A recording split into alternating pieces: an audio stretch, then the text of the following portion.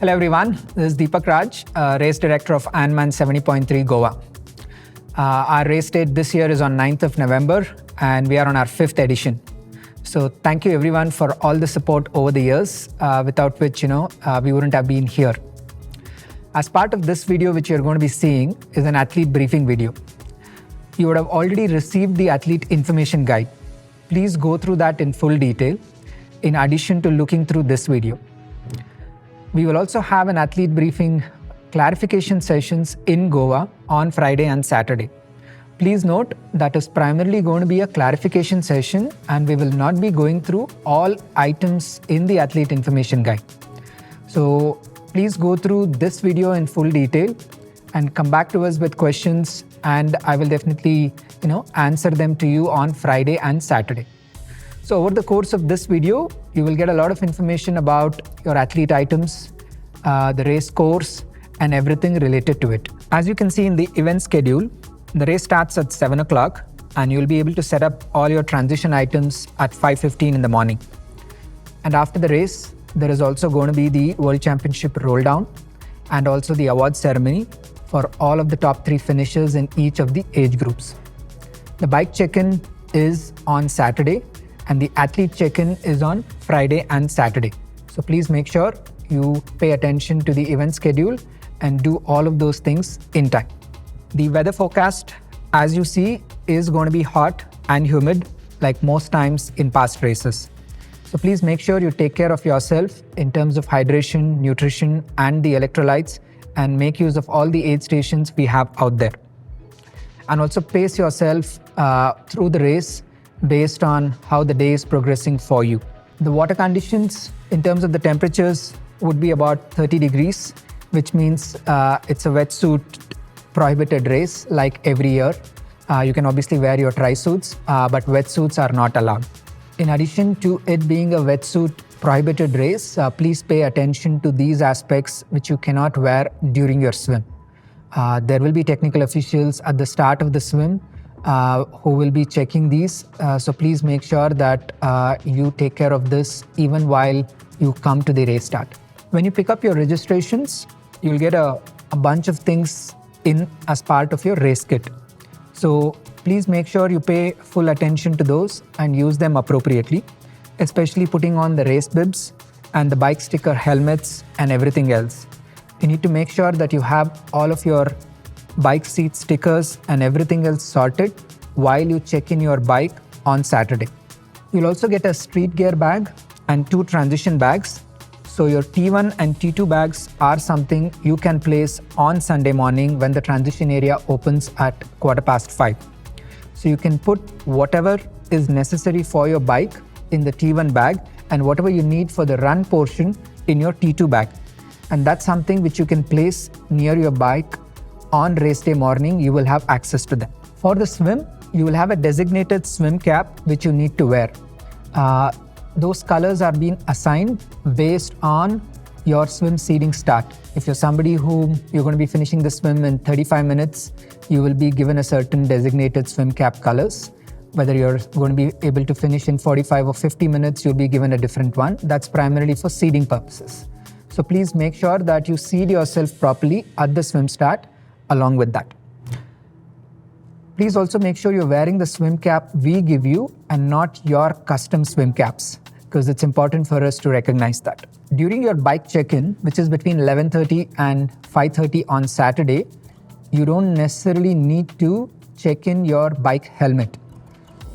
As I mentioned, you will have access to the transition area on Sunday morning, and you will need to bring in your bike helmet on Sunday, and you can leave that either on the bike or in your T1 bag, right? I repeat, you will need to get your helmets on Sunday, so please do not leave it on Saturday along with your bike.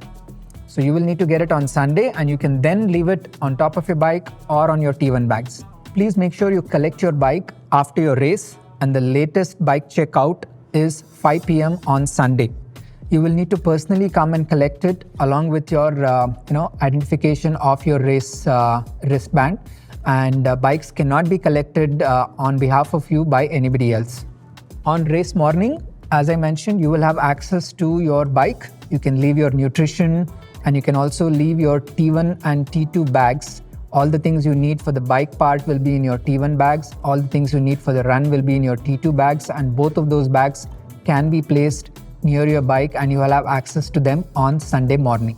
You will be given a timing chip at the transition area when you check in your bikes on Saturday. So please make sure you keep them safely, and on race day morning, strap that on your left ankle. In terms of timing chips, please pay attention in case you're staying with a group of friends or who are also participating. So just make sure your chip is very clearly strapped to you on race day morning and not necessarily getting exchanged with others. So please figure out whatever way you can identify your timing chip, because they will look exactly the same, right? So please make sure they are in your street gear bag or separately kept in case you're sharing, hotel rooms and things. We've had cases where people's timing chips have already been assigned and it gets exchanged. Race day morning, like I mentioned, 5:15 to 6:30 is what you will have access to your transition area. You'll be able to bring in all your bike gear. Anything you would like to be part of the T1 and the T2 bags, it's completely up to you. We've just given a few recommendations here. But please understand, your bikes need to be checked in on Saturday. You will not be able to roll in your bike on a Sunday morning. The animation video which you're going to see now will explain primarily the flow all the way from swim, transition, and how the entire transition flow will work for an individual participant and also for a relay participant. In case of the relay, the swimmer needs to go to the transition relay part of it and then pass on the timing chip to the person who's doing the cycling part. Then that person will get the cycle, finish the cycling part, come back to the transition area, go to the relay holding area, pass on the timing chip to the runner, and then the runner will primarily finish the run course and then obviously through the finish line. One key point to note in the transition area is you will need to push your bike all the way out of the transition area until the bike mounting area. So at any point of time, you will not be able to ride your cycle until you reach the bike mounting area where you mount, and from there onwards, you can start cycling. In case of relays, like I explained, the timing chip is the one which is used as the baton to pass between the swimmer to the cyclist to the runner. And while also in terms of athlete check-in, please note that all of the relay team members must be present before you can collect and finish your check-in process. One team member will not be able to collect and sign waivers on behalf of anybody else. Only the run leg member needs to wear the bib. The bib need not be worn during the cycling course. We actually recommend that you do not wear it. In general, from a safety perspective, we've seen people who wear the bib with a belt. Sometimes that might slip down and do cause a few safety incidents. So I repeat, you need to wear the bib only during the run course. In case of a relay, whoever is doing the run portion of it is the one who needs to be wearing the bib. In case of relays, when you're finishing the race, it's the runner who's finishing the last part of the race. In addition to the runner, the swimmer and the cyclist of the relay team member can join them. There is a relay meetup point. So just make sure you're coordinated, understanding where your relay team member runner is by following through maybe the tracker or having a general understanding of the finish times, and make sure that you're already at the relay meetup point. So the relay transition exchange that's been pointed out is where the cyclist and the runner can wait, and then when you see your runner come through, you can then join the course and all three of you can run towards the finish line, getting an opportunity to finish together, both for the photo op and also for the reward for all the three people's work.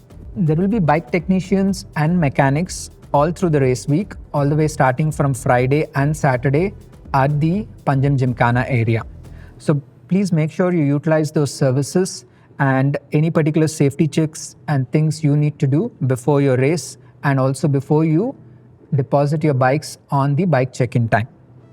You will need to rack your bikes on Saturday and on Sunday you will only have access to the bikes. At that point you can still keep your nutrition on the bike, you can pump up your tires, you can do any final checks.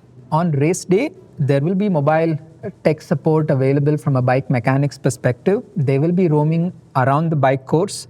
They will help out in case of major issues. But in case of flat tires and punctures, that is something you will need to manage on your own. You will need to carry spares and the repair kit at your end.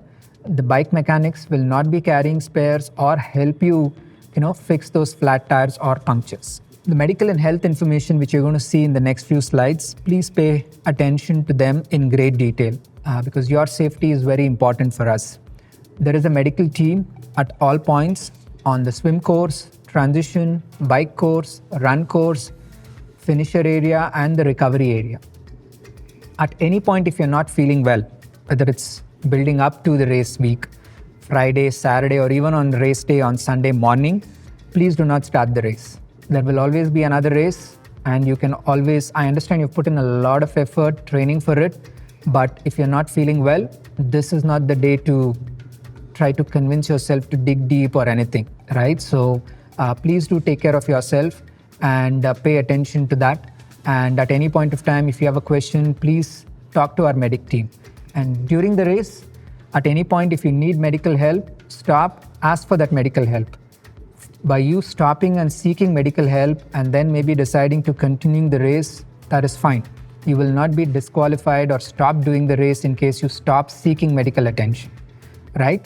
But please do listen to the medics because they are taking a decision on your behalf, advising you and guiding you. So I repeat, at any point of time in the race week and very close to the race day also, if you're not feeling well or on race day, halfway through your race, you're not feeling good, it's perfectly fine to seek help, take a decision, or then if you're not feeling all right, it's okay to, move on, right? So, I myself had a race last year where at the 140K mark of the bike course in my Ironman, I stopped. I wasn't feeling right. And I did not want to, take that chance of what it means. So please do pay attention to that and take the right call. There will always be another day, another race. So once again, given it's a very important part, I just want to reiterate and highlight a couple of things. At all points of time on race day, there is a medical team. You can always take their help and listen to them. If they say it's all right and you feel all right, you could continue, but do not hesitate to ask for help. At any point, if you feel chest pain, discomfort, you're unable to breathe properly, dizziness, stop and seek medical attention. You will not be disqualified for seeking medical attention at that point of time. On the swim course, there's a lot of safety equipment and assets. There are lifeguards, jet skis, kayaks. So please ask for help at any point of time on the swim course. You can raise your hand at any point of time if you are in a position to just get their attention. You can always swim towards that particular safety asset, whether it's somebody on a jet ski or on a paddleboard out there. The only thing you need to pay attention and take care of is you cannot hold on to a moving object. Like if there is a jet ski or a speedboat or whatever is moving along, you can't hold on to it to get assistance to move forward. So at any point of time, you can swim your way towards it, put up your hand, ask for help, hold on to it, and then if you feel right, continue the race. If you feel you don't feel like, or if there is any particular attention needed, take that help. The swim course, bike course, and the run course have been updated on the website almost a few months back, and it's also present on your athlete information guide. So please take time to understand the entire route. As much as there will be marshals advising you, it is important for you to know the bike course and the run course. In terms of safety, the entire bike course and the run course is completely cordoned off from live traffic. So it's a completely closed road scenario only for the race. At any point of time, there will not be any vehicular traffic getting into the way of your bike course or run course. The swim course, there is no warm-up area. So please pay attention that you will not be able to get into the beach just before the swim starts. And please do line up according to your swim seating and the swim cap colors which have been given to you. Please note that your time will start when you run through the start line at the swim. It doesn't matter, the race starts at 7 o'clock and you start your swim at 7:03, your time will start at 7:03, not at 7 o'clock, right? So when you run through the timing mat, which will be present on the beach, that is how it works. And it is a rolling start, which means about 6 swimmers every 5 seconds are going to get into it. That way, it's not a very large mass start, and you will have ample amount of time to sort of run through that area. The different swim cap colors and things which have been assigned to you have been given, so please do pay attention to that. And if some of you are wearing powered spectacles and goggles which are there is an area near the swim where you can leave them. So after your swim, you can primarily pick them up, because you will need that to make your way to the transition area, which is a fair amount of walk and run. As I mentioned earlier, there's a lot of safety assets available on the swim course. Please do raise your hand if you need attention, or if you're in a position to be able to swim towards the particular swim safety personnel, please do that. The swim cutoff time is 1 hour and 10 minutes. And that 1 hour and 10 minutes is for every individual. So if you start the race at 7:03, then you will need to finish your swim at 8:13 as an example. Right? So we will have, every person will get 1 hour and 10 minutes. So do not worry about whether you start your race at 7 o'clock or you start your race at 7:03. Each of you will get your designated 1 hour and 10 minutes. And if you are unable to complete the swim in that time, unfortunately, you will not be in a position to do the swim. You will not be in a position to do the cycling and the running afterwards. You will need to hand over your swim chip, and that's the end of the race at that point, unfortunately. So in terms of transition, the athlete will run towards the transition zone towards their bike. You will change into your bike gear, pick up your bike, push the bike out all the way until the mounting area, and then start the cycling part. If you need to use the washroom or anything else in the transition area, or getting some hydration, please do that. There are those amenities available, including a change tent for in case you need that at any point. In case of a relay, the swimmer will finish the swim, go down to the transition area, go down to the relay holding area, pass on the timing chip to the person who's cycling, and that person will wear the timing chip, run over to the cycle, pick that up, start pushing that out of the transition area all the way to the mounting line, and then start cycling from there. In terms of the bike course, it's a 2-lap bike course. There's not been any change since the last event we have had. You will start at the Miramar Circle where the transition area is, and then you will start heading towards Dvija Circle. You will take a left onto the Ribandar Causeway, make a U-turn at the end, come back to Dvija Circle, and then take a left, joining the National Highway. Then you will pass on the Bambolim Stadium and the Agassam Village, cross the Zuari Cable Bridge, and U-turn on the National Highway and make your way back to the Dvija Circle. You will repeat this loop twice and then return back to the Miramar Circle for transition. The bike course, which is 90 kilometers, has a few inclines and downhills, but I think the flat distance is about 75 kilometers and about 7.5 kilometers of climbing length, and the same for the descent, given it's an out and back loop. The bike course has 3 aid stations, which means because it's a 2-lap course, you will have access to it 6 times at different things. You will have every 15 kilometers or so, definitely you will have access to an aid station. The cutoff time is 5 hours and 30 minutes from the individual start time, which means if you started your race at 7 o'clock, you have 12:30 until you finish your entire swim and cycling. In case you finish your swim in 45 minutes, you have the rest of the things for the cycling. There is an intermediate cutoff time for your bike course, which means, as I mentioned to you, you should have finished your swim and bike in 5 hours and 30, but you should have also reached a certain part of your bike. The bike stations, like I mentioned, there are technical officials all through the race, and in particular on the bike course, there will be penalties given, and the technical officials will call out your number and also show you a particular card in case of any infringements. In case you receive any of these, you will need to go to the penalty tent, which is a white tent just before the transition area, stop there for the designated time, and then continue your race. If you do not show up there, you will be disqualified.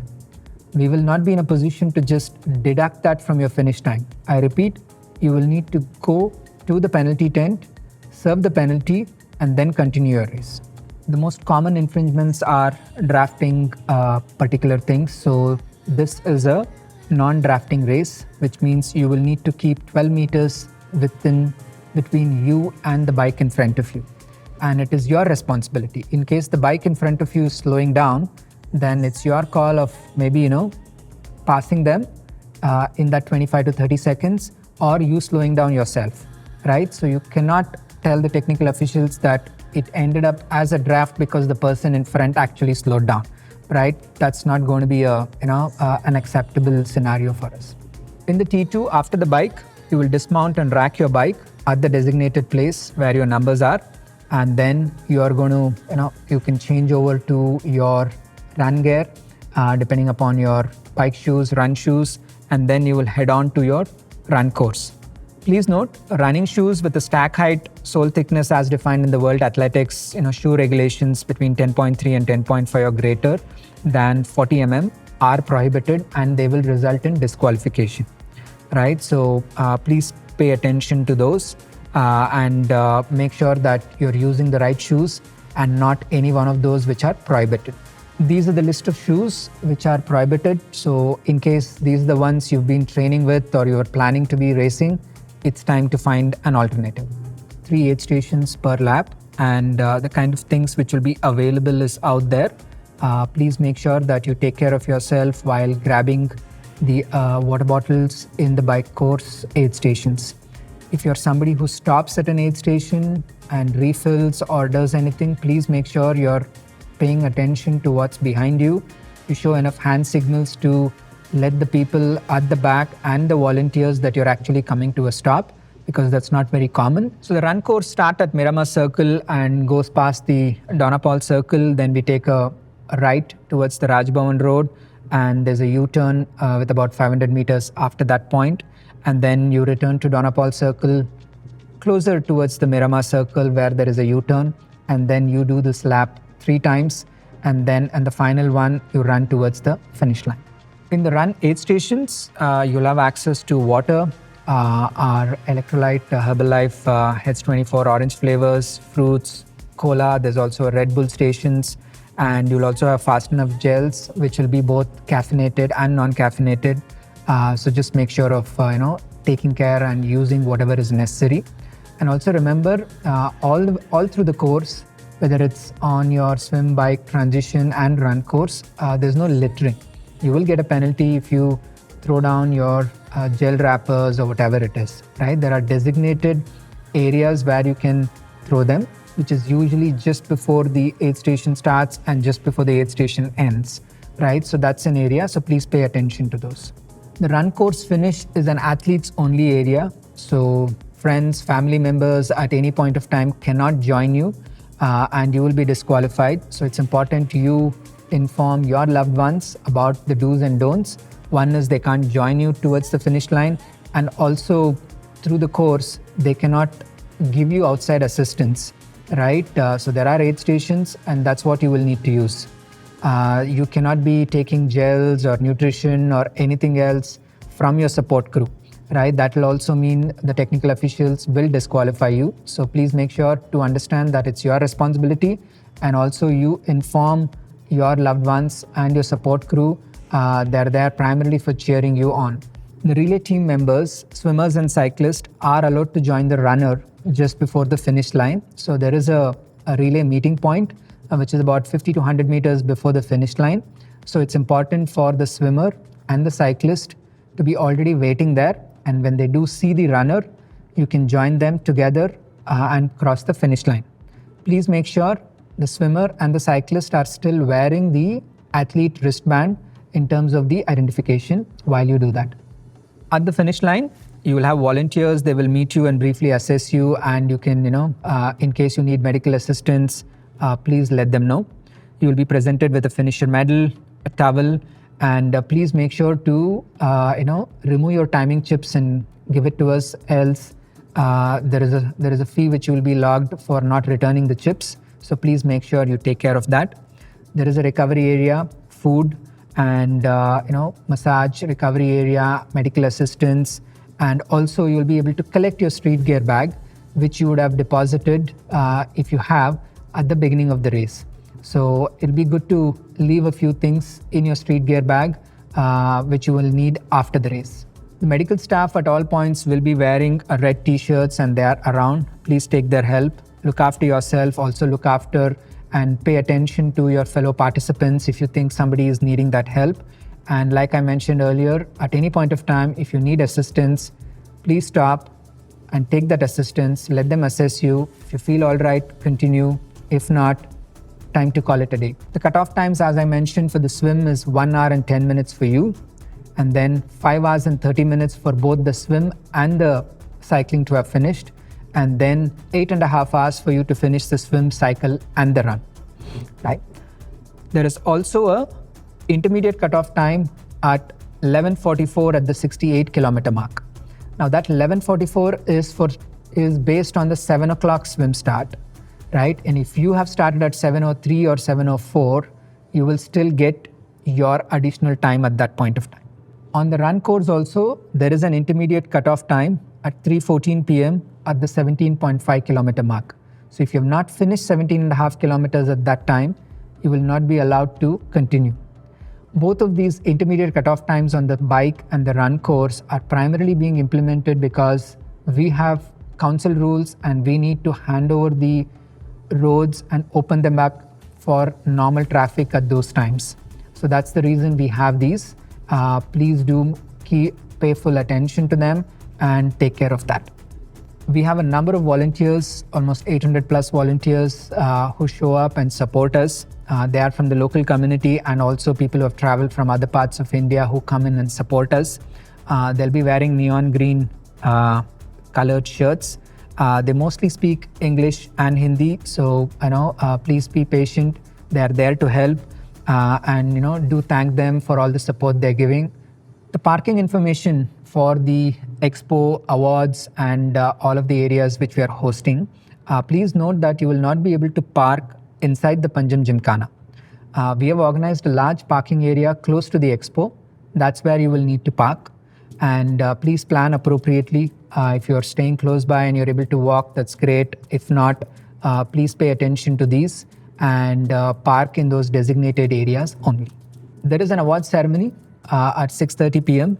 And the top 3 athletes in each of the age categories will get those awards. So please be there. There are also awards for the relay. And just before this, there is also the award ceremony is at 6:30 on Sunday.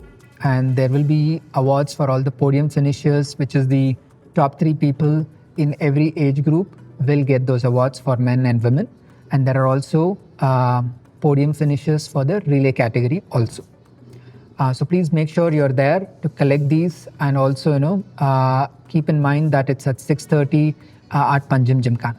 We have 50 World Championship slots in our IRONMAN 70.3 Goa event, 25 for male and 25 for female.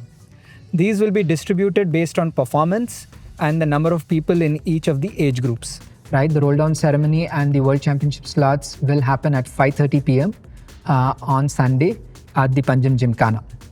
You will need to be personally present and pay the necessary registration fees for the World Championships and accept it at that point of time. And if you're not present, unfortunately, the slot will roll down to the next person. So in case if there are 2 slots in the 35 to 39 age group, if the first one accepts, the second one is you, and you don't accept it or you're not there, it then rolls down to the person who's come third, so on and so forth. So good luck for everyone who's racing out here, and safe travels to everyone traveling in. I will see you on the race weekend.